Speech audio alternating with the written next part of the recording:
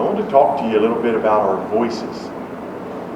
Do you know that who invented the best instrument there ever was? The best musical instrument there ever was. Who did that? Huh? God. God did it. And what's the best instrument there ever was? Voice, your voice. And do you know that the sound that comes out of your mouth is vibrations? There are vibrations of little chords in there that tighten up. They're called the vocal cords. And they tighten up and you start to sing, and those things just start vibrating and make the best sound creation has ever heard.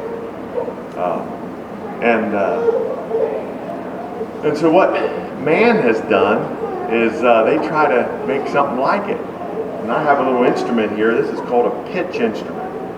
And this instrument is called a chromatic pitch instrument. See, it's kind of chrome, but doesn't mean that. We can explain that later. But this pitch instrument has little reeds inside it. And what happens when you blow in here? That little reed vibrates in there and makes that sound. And so what they did is they took and they tuned the thing by making those reeds just the exact length. And some are longer. A longer one makes a lower.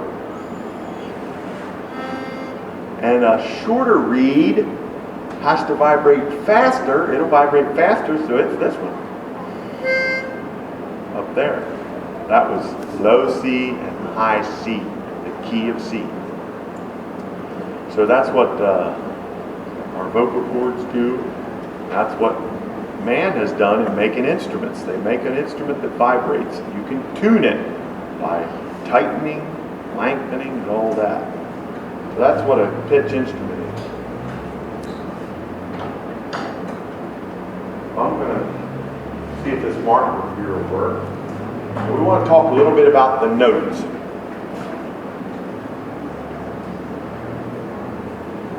And I know some of you know this. That this is one of the most important things you need to learn in learning to read music. You want to be able to read music, don't you? Yes. So what we do? Someone in the mid 1800s patented a system called shaped notes. This triangle is do. We're going to write below it here, do. And then here's our next shape on the scale. We're making a scale of notes. That is a re. How's that? And then the next one is mi, like a diamond there. And here we have a fa. What we want to do, create a kind of a strange little, like that's great. Make a nicer fa there. Okay. And then up here, someone tell me what this is. One of the little girls. What is this round one?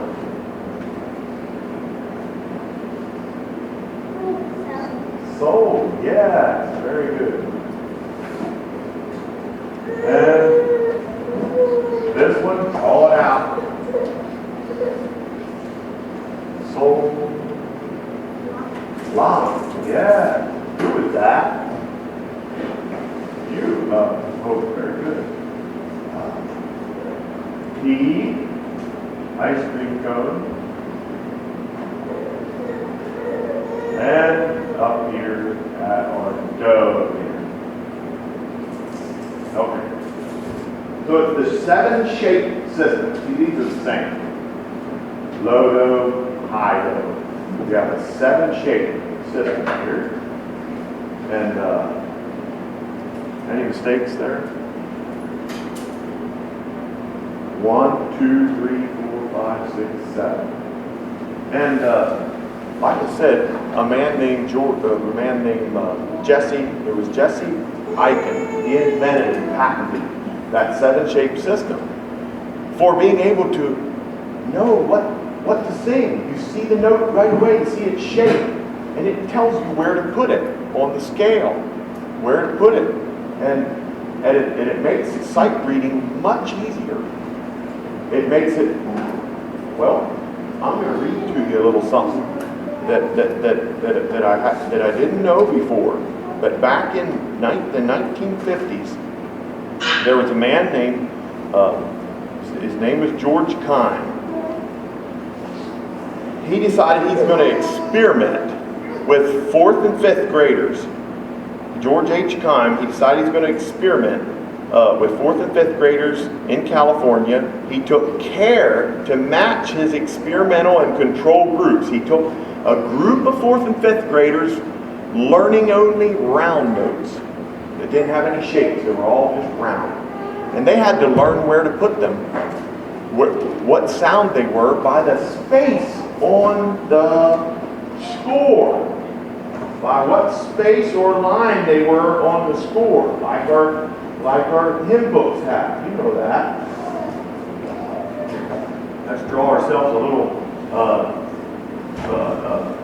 treble clef here. It's something like that. Anyway, you know that thing. And then I got it backwards. But then you just put these notes, either a line or a space. And anyway, half of these 4th and 5th graders learned that, and he took care to know what level of skill they had, to have both groups the same. And their teacher, how good their teacher was. Their teachers were, he did several groups, and there wasn't just one teacher or anything. He wanted to do a control study, and then he had another group doing the shape notes, like we're learning over here, shape notes. And here's what it says. He took their ability and the quality of teacher and various other factors into consideration. He found that students taught with shape notes learned to sight read significantly better than those taught without them. George Kime also found that the students taught with shape notes were also far more likely to pursue musical activities later on in their education. So that's why we're doing shape notes. We learn better. And we're going to be able to have a group that learns better as well with shape notes. All groups that use one of the reasons that Jesse Eichen invented the shape notes is it's because you learn to sing without the accompaniment of an instrument, a musical instrument. Here we don't have a musical instrument other than give us the first pitch. We don't need to follow this instrument. We can read them. We can read them with our shape notes. It's more accessible. It can be done the other way, but we learn a little better this way. So, I'm going to give you low C. Do. Let's sing. Do, re, mi, fa, sol, la, si, do. Let's go back down really fast. Do, si, la, sol, fa, mi, re, do. Now let's jump to me. Do, mi, sol, do. You're doing great. But some of you are following your neighbor beside you. That's fine. But I want you to go home and practice this by yourself. Practice with your brother or sister to help you. And then just practice it by yourself. You need to get this. One of these is very helpful to give you an exact pitch. But you can do it. You can pick do. Just go do. Just pick a do. And go up from there. Now let's go do. Do. No. See, a lot of you are following your neighbor. That's fine. If I got you to do it by yourself, I'm not going to make you do that now yet. But you would struggle. You would struggle to find high do. And that's all right. That's because we all need to practice. Do, re, mi, fa, sol, la, ti, do. Okay. The scale is the simplest thing to learn. It takes a lot of practice sometimes. We all have varying levels of abilities in music. But you just practice that. And you know it's hard, just keep on doing it. And you'll soon be able to, you girls, switch to alto. So you're singing alto. No one else is helping you, but you're singing it. And the boys, of course, tenor. Quite a few of you can already, that's good. But we want to be able to sing by sight reading ourselves. That's what we're doing. Okay, that was just a little bit of study for you today. And I wanted to have you another paper with the scale on it, and we'll see when I can get that to you. But you can find it as well. Just practice it. Well, let's start off with our same hymn we started last Sunday. Let's go with Joyful, Joyful, We Adore Thee.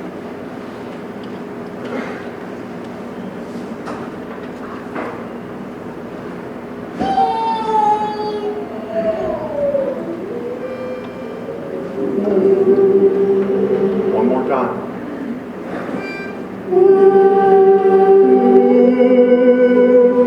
We're going to go from do up to mi. That's the sopranos. The sopranos. And if you see the next note down is the altos. And you all are going to go down to sol. You're going to have to go down from do. And you tenors stay on do, that just like the pitch pipe was blown. The pitch pipe gives us do. I'm blowing G because there is a little sharp there. It's that, this is the sharp. There it goes. Here's a flat. There. How's that? And do I have that the right side? I was drawing one of them for quite a while. But a sharp and a flat are what we use in music for our key signature. Okay? And there's one of these there. And that means I need to blow G. Just with one sharp. There, that's a sharp and that's a flat.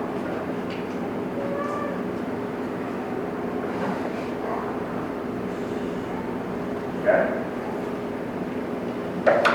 And now the little saying with sharps and flats, we have a saying. If there's one sharp, we say go. The word go, and that's G. Okay. If there are two sharps, we say go down. D. That's D. So the whole saying is go down and eat breakfast first. Go down and eat breakfast first. That's what I use. You don't have to use that one. Some people say good deeds are ever bearing fruit. I say go down and eat breakfast first. I like breakfast. Anyway, so if you had four of them, what would it be? Somebody. You could go down and eat breakfast first. What would four be? E. E. That's right. For eat. Go down and eat. You count. And the flats are. We use another one. It's called "Fat boys eat apple dumplings greedily." That's our saying for that. So with one, we have the key of F. F. Fat boys. Okay. So I'm blowing G, and that gives us do. And you all pick your note from that. If you're on alto, if you're on tenor, or bass. First note for joy. Ready?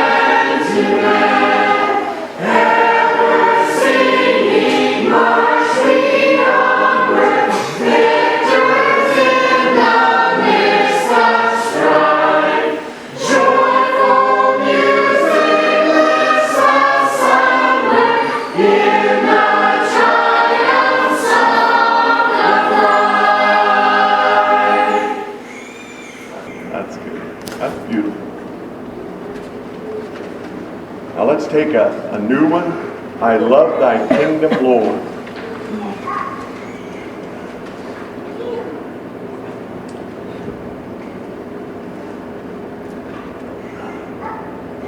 What is the round circle again that the sopranos are going to start on? What's the round circle? The note, it's a round one. Sol, that's right. So, here we have 3 sharps. What key do we need?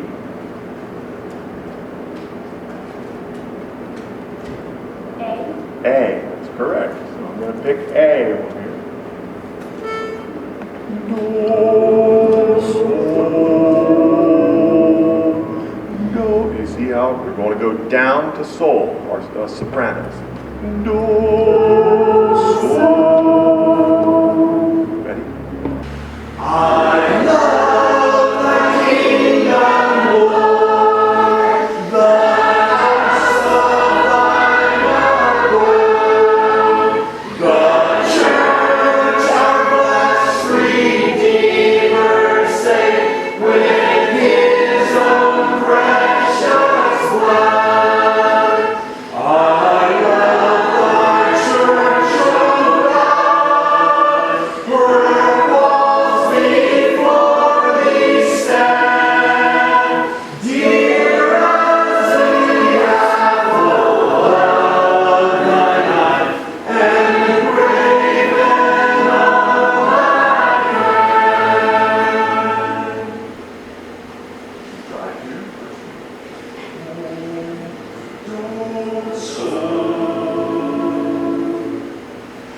For her my tears shall fall, for her my prayers ascend.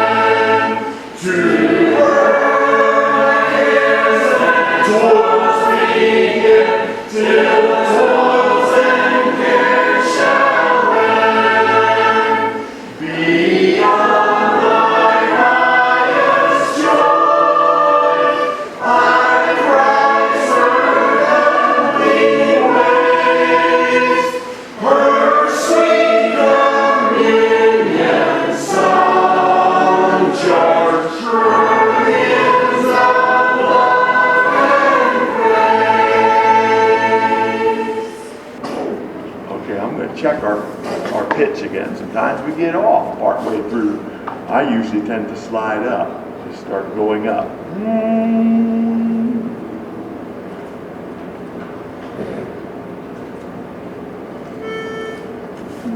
That was a little hard. Let's do it again. I'm going up a slight bit.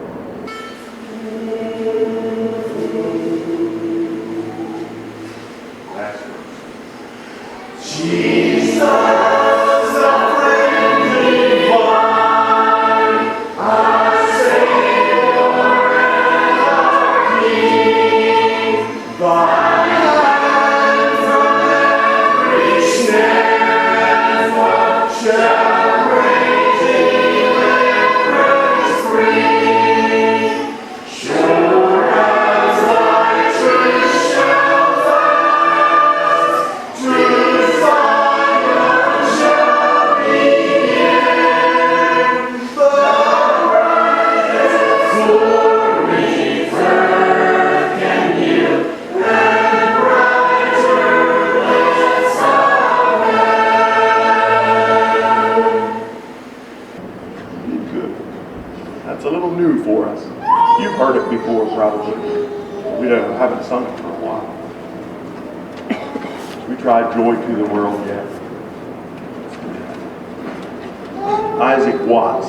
This one's usually considered a Christmas song, but Isaac Watts didn't have that in mind. It wasn't his only idea when he wrote this. It was just so exciting that Jesus came. Joy to the world, the Lord is come. Let earth receive her King. We're getting a King.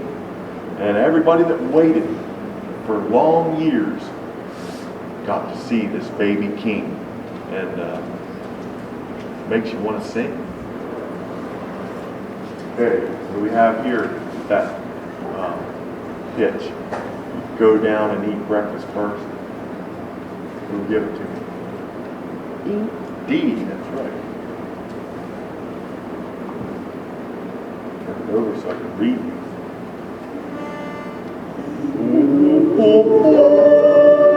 Let's do that again. We got to go the whole way up from low do to high do. See that?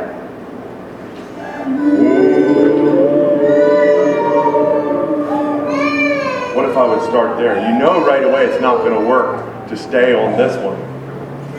Oh, joy to the world, the Lord is. That's way too low, right? So we know we have to go up.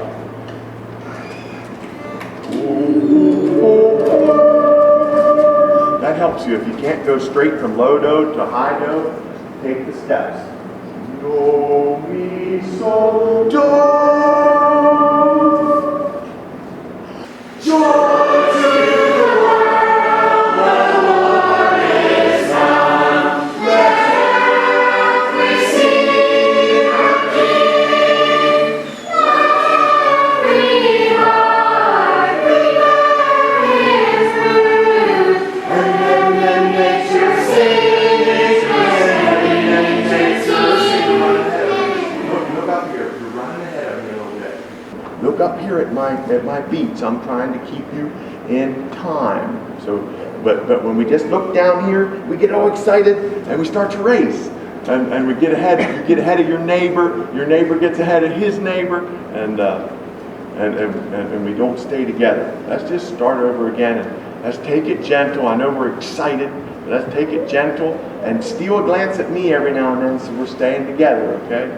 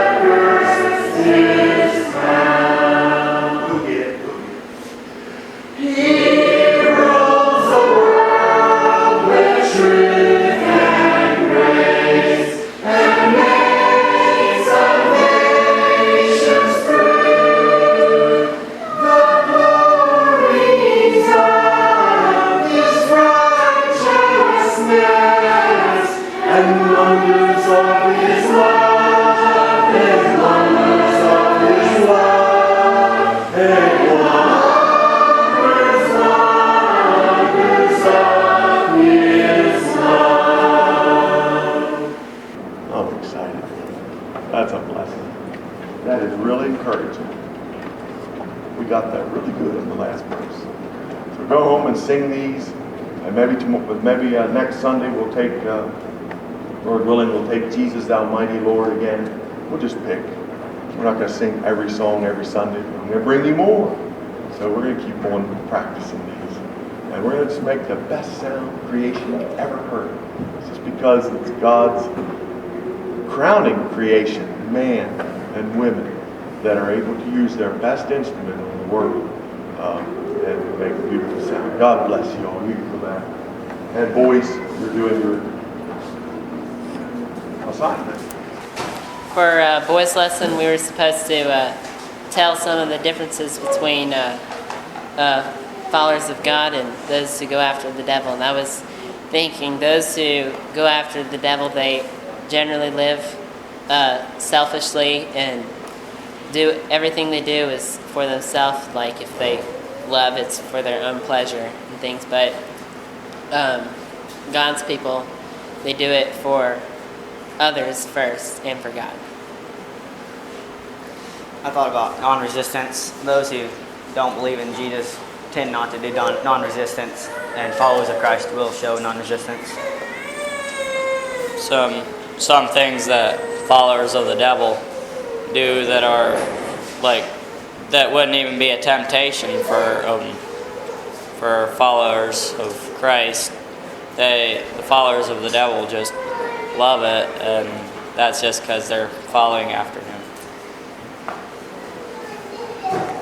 Followers of God give when they see a need, or just give to help, and that's a blessing because we're not here for the world. We come out of this world, and so we're not here like forever. We're just here to help everyone, and that's someone that was following the devil would want to get everything built up and have it perfect here, but we're following the Lord. Jesus said that you will be known because you love your brothers if you follow him. The devil's followers just love themselves and think of only themselves. On Friday night when we were preaching in Fayetteville, it was just seeing all the people that just obviously are following the devil and even say that they do, and it just kind of like what Jaden was saying, they all just do what they want to do and just live for themselves. But people that follow the Lord are always looking out for other people's best and also to please God. The followers of the Lord, they help each other out and encourage each other in hard times, and instead of being out for themselves and not thinking of others. True Christians live by God's Christ commandment: love thy God with all thy heart, soul, body, and mind. Second greatest is love thy neighbor with all thy heart. And most people might say that they do, but when it comes down to it, they might just do what they want anyways. Don't really apply that to their lives. Followers of Christ can, in the hard times, they can keep going and praise God because they know He's good and will protect them and be a good master. And the followers of the devil don't have that to look up to. I thought one of the differences was the people that are following Christ, they've got something to look forward to, and they're looking for a better life and a better kingdom. But the people that are following the devil are just looking for the things that they can make it better now for themselves and just living for themselves. The people who are following the devil are the ones who just go through life and they don't care about others, but the ones who are following the Lord, they focus on helping those who need help. Somebody who follows Jesus will treat others kindly, but to others will be selfish. People that follow God they love their neighbor as themselves, but the followers of the devil are against them. Followers of Christ are persistent, and they don't close their ears when they hear something that's true, and they keep seeking the truth. They keep on changing themselves, and they continue to be willing to learn as the truth is revealed to them. but the followers and what keeps them going, I think, is just that pursuit and just the, like Bill said, I appreciated what Bill said. We're seeking a better life, and everything that we do now is we're sowing to reap later on. And but people that continually close their eyes and plug their ears, and when they know something's right, but they just continually shut it off, I think what might keep them from ever changing is just continually continually hardening their heart. So, but I think that everybody at some time in their life wants what's good, and has a chance. God has mercy on us, and there's a lot of good people in the world that can teach good things. And so it's just an upward climb.